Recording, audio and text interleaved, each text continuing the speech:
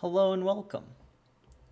The videos up until now have been pretty shit, but I'm going to clean my act up and I'm going to start making quality videos. So hopefully this will be my first quality video that can actually help players in this game. So today's discussion is going to be how to approach building characters. And to begin with, I'm going to be using my Tiamat. Alright. So, let's say she has no gear on her at all. And this is a fresh Tiamat that I have just freshly leveled up to max level and has, no lattice in it, let's pretend. The first step you do is you're going to plan out your lattice. You're going to know when you will have enough lattice and how much lattice is required to make the character usable. You don't need to be max lattice every time, and you don't need to be optimally latticed to start using characters. So, let's begin. You identify how much lattice you have, how much future lattice you will have within the next however time span you set, and if the character is even buildable in the first place in a reasonable amount of time. So, let's say I only had 4 lattice. What am I going to do? Well, I'm going to get her up to her first lattice in every single skill. And then I'm going to determine which of these 3 skills are absolutely required, or which lattice needs to be invested where to make her genuinely usable. If she has no lattice and I only have 4 lattice, my best advice, put it into her S3. We're going to go all the way up to max the S3. This will give you HP, this will give you damage in her ult form, etc. Another good thing to really lattice on like a Tiamat would be her S1, but her S2 is not really needed. Like, you don't need to lattice this. Maybe if you have excess lattice way down the line and you've built basically every character, you could do it, but it's not required. She works well as 515 and she works decently as a 115, but that's the bare minimum. So once we've assessed that, before we even invest lattice, there's another step we need to do. That's why I said to just identify your lattice.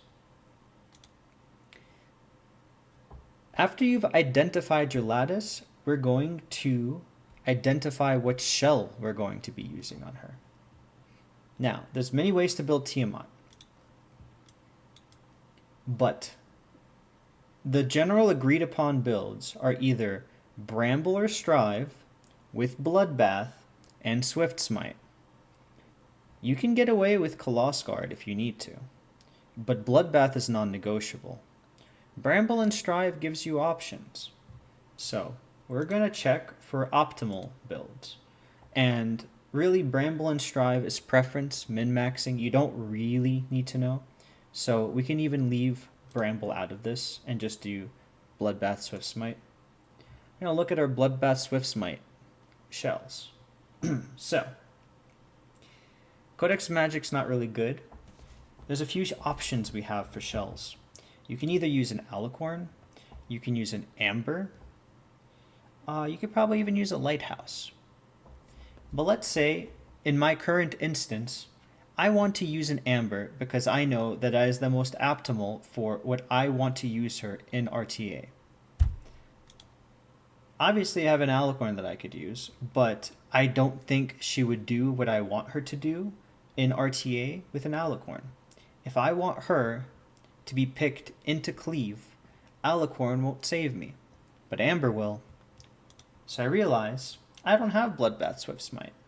Okay, let's see if it's even doable to go and put an Amber on her. Look at our Ambers. And mess around with it. Look at all our Bloodbath Ambers, right? These are all our Bloodbath Ambers. So we have a few options. I do not have any Swift Smite options, but I am going to forego Swift Smite just to get the Amber effect because it's more important. So my options are really Strive, Bloodbath Coloss Guard, Swift Rush, which isn't really as optimal as Strive, and Bramble, which is pretty good. I prefer Bramble, and that's why I built this shell. We're not going to build the shell at this time. We're going to give her a brand new shell right now, just for the instance of this video to show that. We're going to mount this Amber on her because for this purpose, we want her on Strive, Bloodbath, Swift Smite, or Coloss Guard. We're not building the shell yet because we have more steps to do. The next step is to identify the right side modules you're going to use. Now, the first module, really easy, it has to be Coloss Guard because we want those stats. Now, the Coloss Guard is already identified, but the other two aren't. So the next thing we want to identify is how we want to run her. Is it going to be HP percent crit rate, or is it going to be crit damage HP percent crit rate? Yes, yeah. Crit rate, crit damage, HP percent. 1 or 2 HP percent, alright? That's what we're going to figure out next. For my purposes, I want her a little tankier, and generally you don't run Tiamat with a crit damage piece unless you have her max prowess. So we're going to do HP crit damage. We're not going to level any gear yet. Notice how we haven't invested any lattice yet. We haven't invested any training data or really anything yet. And that's okay. That's what we want to do. We want to lay down the framework for your character before we put any investments in because we're trying to be smart about it. We're not trying to waste resources. So let's look at crit rate. Any of these crit rates can really work. You can optimize the bottom side gear. She really likes speed as well. Crit rate, speed, HP bonus, all great stats. We're going to toss that in there. The other two have to be HP percent, but they can't be Coloss Guard. But they can be Bloodbath or Bramble. Bloodbath typically is a little harder to get than Bramble because you use Bloodbath on a lot of characters, right? If I have a Tiamat that I'm building, I'm probably going to have a Rahu that needs Bloodbath. I'm probably going to have healers that need Bloodbath. But not a lot of things need Bramble. So Bramble is the easier one to build on the right side for me. So I'm going to see what I got. We have a bunch of crit rate ones, but we need HP percent. What's your HP percent? Look at that. Has HP as a substat and speed. Really nice. But we really need to optimize crit rate. So we're going to look for a crit rate one. And it does seem like we have one. And since it's Bramble, it's even more flexible because you can run a 2. You don't have to run a 3 matrix, which makes it even better. So we don't have any more crit rate pieces, or at least crit substat pieces. So what I suggest to do is, if you want your primary substat to be on every single piece of gear, make that your priority when building the right side. So I want all 3 of these pieces to have crit rate in some shape, way, or form. If it's a main stat, then you want the other tertiary and secondary stats, which is speed and HP, right? But this Coloss Guard doesn't work for us. So what are we going to do? We're going to look back at the Coloss Guard. And we're going to look at our HP bonuses, because we know we can also run crit rate Bramble. And look at that. This has crit rate. Doesn't have HP or speed, but this one does have speed and crit rate and HP. And it even has effect accuracy, which is good in some instances. This is a perfect Coloss Guard piece outside of the fact that it's not crit rate. That's okay. We're going to place it on it. We're going to go back to our Bramble pieces, and we're going to look at crit rate next.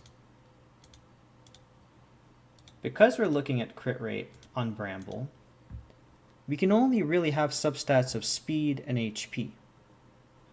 So that's what we're going to look for. This one has speed, but no HP. This one has speed and crit damage. Not bad. This one has speed and HP. Probably the best bet. And remember how I told you how it's good that Bramble is very flexible? You can run a 3 and a 2 matrice. So that's what we're going to do. And now we have our right side built. Now that we have that built, we can move on to the left side. We're going to build our left side next. Like I said, for Tiamat, we've identified that the main stats that she wants, right? Primary stats is HP, crit rate, and speed. But the order is different depending on the piece. On the right side, we wanted the main stat to be HP percent. The left side, we can't really choose that. But we still need crit rate. And crit rate is very important to get to 100%. Or at least as close as possible to 100%. So what we're going to do is we're going to take a look at gear. And we're going to sort by crit rate. Because that's the most important stat to us. And we're going to sort by bloodbath. Because we still need 3 pieces of bloodbath. And look at that. Good bloodbath piece because it has crit rate. Also another good bloodbath piece because it rolled purple crit rate. And look at that, another one. And now we have her gear setup. You can roll it if you'd like, or you can spend time speed checking, crit checking your gear until this setup is exactly how you want it. Next, we're going to go back to the shell. We're going to look at the shell and we're going to level it up. And now we know that currently we have 83% crit rate, which means we can put crit rate as a secondary passive and get our 100%. We can also know that the first passive has to be HP percent because that's her main bulk stat. The third one, it's really dependent. So let's say we did that here. And oh, look at that. It just happened randomly and we got some stuff. The third one could be reduce final damage taken, could be more damage given, whatever. Really, like whatever rolls well, you can keep, especially if you're not 100% min-maxing. And look at that. 100% crit rate, exactly what we wanted. We have decent amount of HP, decent amount of speed. There you go. So, you identify if you have enough lattice.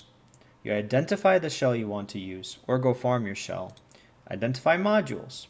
Then how you build after you identify is you build the modules, then the shells, then the lattice. Thanks for watching, and I hope this helped.